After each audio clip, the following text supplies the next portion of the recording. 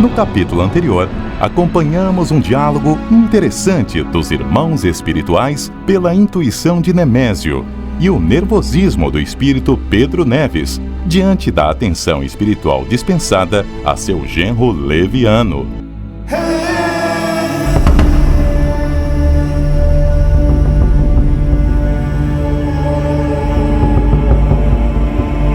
A demência, pelo visto, havia atingido Pedro Neves ali diante de mim e do irmão Félix.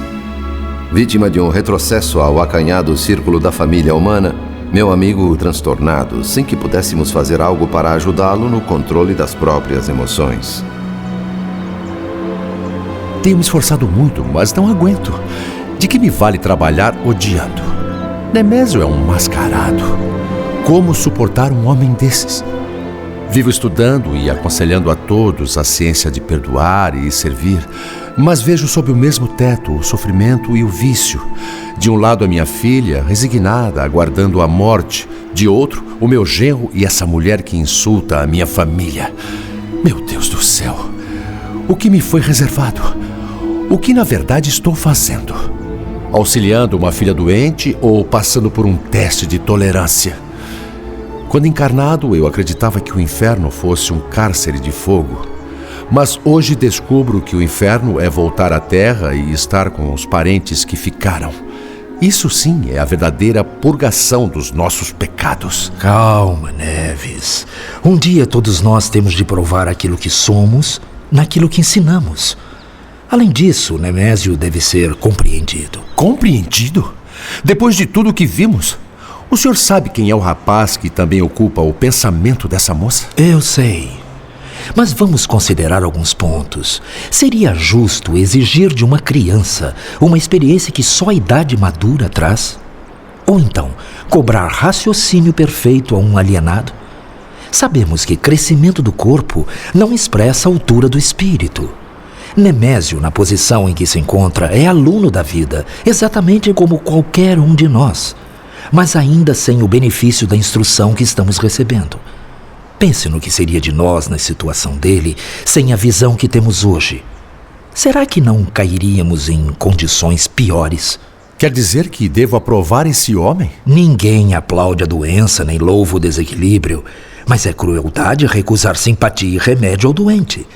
Nemésio não deve ser visto como um ser desprezível, mas como alguém que se deixou levar por sugestões perigosas.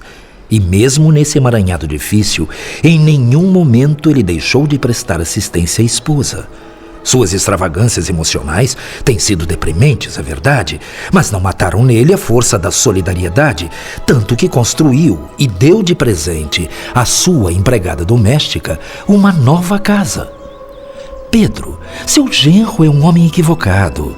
Agarra-se desesperado a um restinho de juvenilidade precária num corpo desgastado antes do tempo, enquanto se entrega apaixonadamente a uma jovem que de certa forma o respeita, mas não lhe corresponde a paixão. Quanto às verdades do espírito, ele é analfabeto, mas não sem conserto. Se não bastam essas razões para que ele mereça benevolência e carinho, acrescento eu a seguinte pergunta. Neste grupo, quem tem a possibilidade de auxiliar?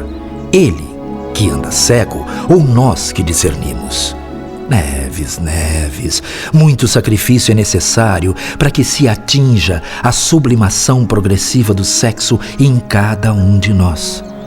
Possivelmente já tenhamos cometido ou ainda iremos cometer essas mesmas faltas pelas quais hoje queremos condenar alguém. Não é melhor compreender para que sejamos compreendidos? Dominando a minha própria emoção, levei algum tempo antes de olhar para Pedro Neves e perceber que ele estava humildemente em oração, com certeza tocado pela influência de nosso benfeitor. Voltamos ao quarto de Dona Beatriz. Nemésio e Marina haviam saído. A enferma repousava tranquilamente e a empregada da casa ali estava. Meio desenchabido, Pedro Neves pediu desculpas ao irmão Félix pela explosão de cólera. Fui inconveniente. Mais do que isso, fui insensato. Eu peço desculpas, irmão Félix. Eu mesmo pedi para auxiliar minha filha em seus últimos dias na Terra e vergonhosamente fracassei no momento crítico. Da mesma forma que me foi concedida essa tarefa, eu sei que o senhor, com sua autoridade, pode muito bem me demitir. E se fizer isso, eu aceito e compreendo. Prefiro investir no seu potencial de vitória, Pedro. Seja tolerante. A evolução espiritual muitas vezes passa por explosões sentimentais, trovoadas de revolta e aguaceiros de pranto que descongestionam os caminhos da emoção. Esqueça. Comece de novo a tarefa. Oportunidade, tempo e talento não lhe faltam, com certeza. Nisso, Dona Beatriz acordou entre gemidos. Irmão Félix e eu iniciamos o socorro magnético enquanto Pedro formulava uma prece. André, nosso procedimento agora deve ser mais cuidadoso ainda. Para sentir alívio, Dona Beatriz precisa dormir outra vez. Mas devemos impedir que ela se retire do corpo físico durante a hipnose natural do sono. Pelo fato de seu organismo estar totalmente debilitado pela doença, a lucidez espiritual cresce consideravelmente. Por isso não lhe convém o afastamento agora. Seria imprudência jogá-la de surpresa e antecipadamente numa esfera diferente, cheia de impressões estranhas para ela. Melhor a mudança de luz progressiva, gradual, intensificando-se aos poucos, no momento certo da transferência para a vida espiritual. Providências tomadas para a sustentação magnética da enferma. Irmão Félix convidou a mim e ao Pedro para uma visita a outro cenário e outros personagens do drama em curso. Nosso benfeitor mostrava o semblante preocupado durante todo o trajeto pelas ruas do Rio até o bairro do Flamengo, onde entramos num espaçoso apartamento. Ali, conheceríamos de perto os familiares de Marina. Já era noite. Logo ao entrar, ainda no estreito corredor de acesso, surpreendemos dois homens desencarnados a discutir, em linguagem extremamente vulgar, um tema escabroso, o vampirismo. Importante assinalar que nós podíamos vê-los e ouvi-los normalmente, o que os dois, situados em faixa vibratória diferenciada, não podiam fazer em relação a nós. Palavrões, argumentação debochada, promessas de arruaça, um pouco de tudo havia no diálogo dos malandros, perigosos porque invisíveis aos moradores encarnados. Pensei nos riscos a que se expunham os que viviam no apartamento. Companhias indesejáveis, ameaça insuspeitada num imenso ninho de cimento armado e sem nenhuma defesa espiritual. Iniciamos a incursão pela sala.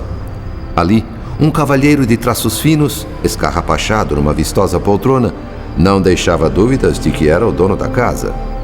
Nas mãos dele, um jornal vespertino, lido com muita atenção. Apesar de modesta, a decoração revelava bom gosto, claramente feminino. Mobiliário antigo, suavizado por adornos modernos. Flores, quadros e objetos variados compondo o ambiente.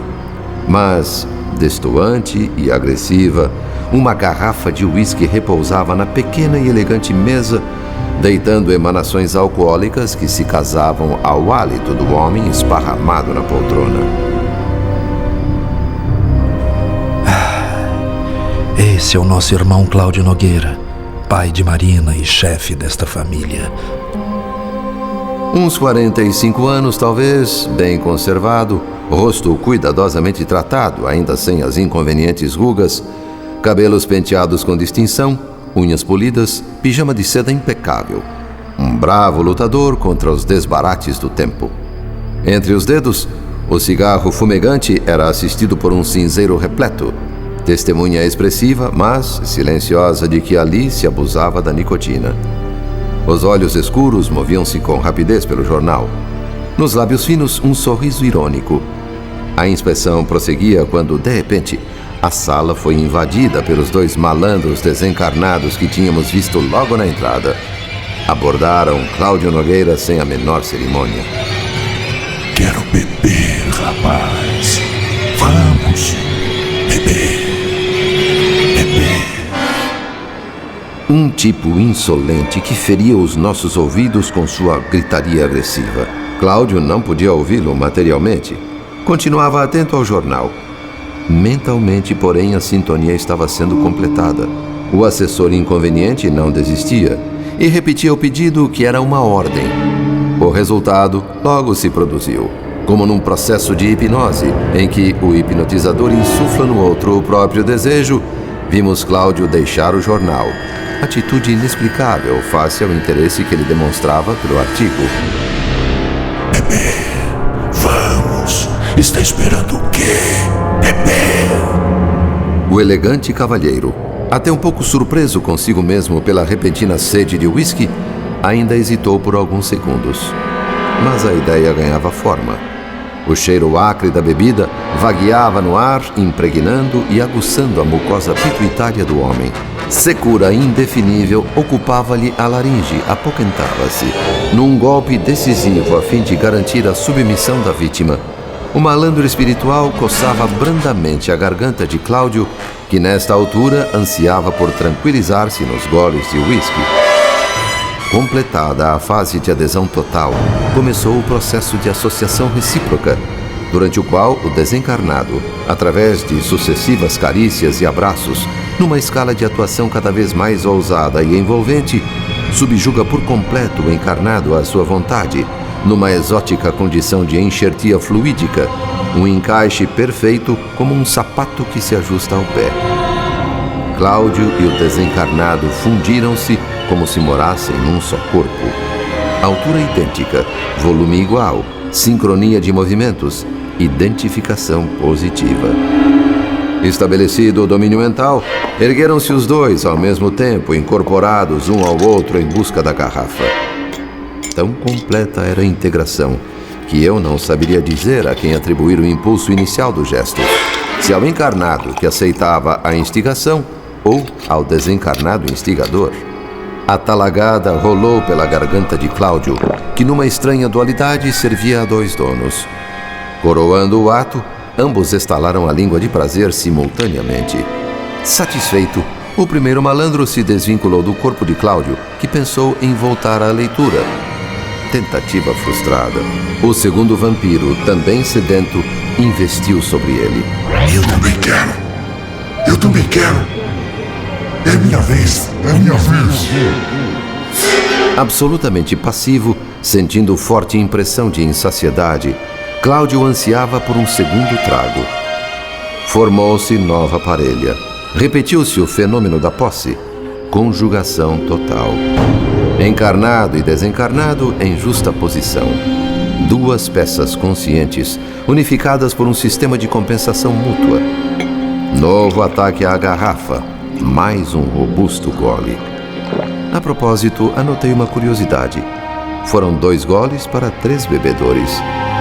Busquei avaliar o processo com imparcialidade, a fim de saber se aquela fusão compulsória causaria algum tipo de sofrimento mental à vítima. Descobri em seguida que Cláudio Nogueira continuava intimamente livre. Nenhuma espécie de tortura o forçava à submissão. Hospedava o desencarnado voluntária e prazerosamente.